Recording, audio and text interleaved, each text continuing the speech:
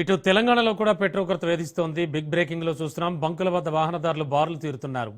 కొన్ని బంకుల ముందైతే no stock బోర్డులు దర్శనమిస్తున్నాయి. పెట్రోల్ కొరతతో వాహనదారులు తీవ్ర ఇబ్బందులు పడుతున్నారు. హైదరాబాద్ నగరంలోని కూకటపల్లి సహా కొన్ని ప్రాంతాల్లో ఇంధన సరఫరాపై తాత్కాలిక ఇబ్బందులు కనిపిస్తున్నాయి.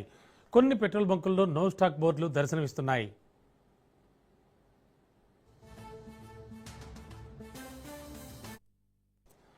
మరికొన్ని బంకుల్లో కేవలం పెట్రోల్ మాత్రమే అందుబాటులో ఉంటే డీజిల్ కోసం వాహనదారులు భారీ క్యూల్లో నిలబడాల్సి వస్తోంది. దీంతో నగరంలో కొంత ఆందోళన వాతావరణం నెలకొంది.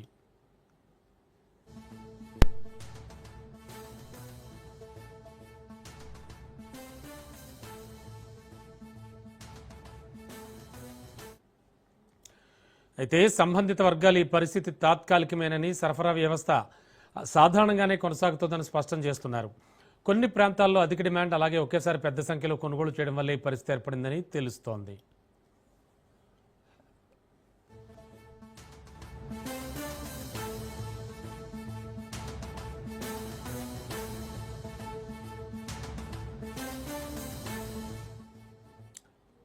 ఇదే అంశానికి సంబంధించి లేటెస్ట్ ఇన్ఫో మా కరెస్పాండెంట్ పవన్ అందిస్తారు. యాక్చువల్గా జరుగుతోంది ఏంటి? నిన్న మొన్నటి వరకు ఏపీ అనుకున్నప్పుడు తెలంగాణలో కూడా పెట్రోల్ కొరత మీద అప్డేట్స్ ఏంటి? అయితే మొత్తానికి చూస్తే ఇటు ఏపీతో పాటు తెలంగాణలో కూడా పెట్రోల్ సంబంధించిన పెట్రోల్ బంక్ లో నో బోర్డ్ అని కూడా కనిపిస్తుంది. ఎందుకంటే ఆ పెట్రోల్ డీజిల్ షార్టేజ్ ఉన్నాయి కాబట్టి నో స్టాక్ బోర్డులు కూడా పెట్టారు. అయితే దాదాపు 10% వరకు యొక్క పెట్రోల్ బంకుల్లో దీనికి సంబంధించి కూడా ప్రధానంగా బోర్డులు కూడా కనిపిస్తున్నాయి. దీంతో వాహనదారులు అంతా కూడా ఒక్కసారిగా ఆందోళన చెందుతున్నారు. ఎందుకంటే పెట్రోల్ దొరకడానికి సంబంధించి ఆ వాహనము ఏదైతే ఉందో దాని ఫుల్ ట్యాంక్ కూడా చేస్తున్న పరిస్థితి కూడా చూస్తున్నాము. ఎందుకంటే డీజిల్ సంబంధించి నో స్టాక్ బోర్డులు పెట్టడంతో ఇప్పటికే కొన్ని చోట్ల పెద్ద ఎత్తున కూడా అటు వాహనాలు కిలోమీటర్ల వరకు కూడా ఆ బారులు తీసే పెట్రోల్ బంక్ వద్ద.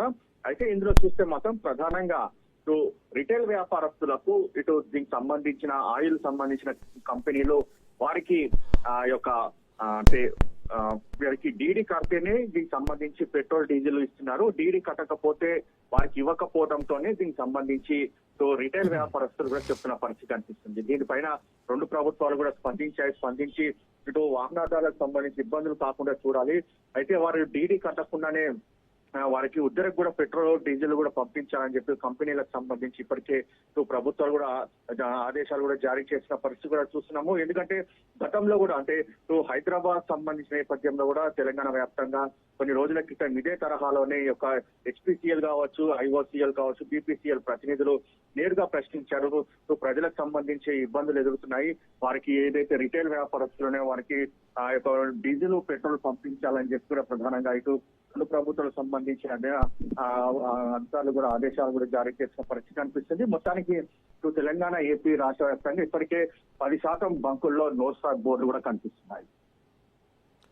Okay, thank you.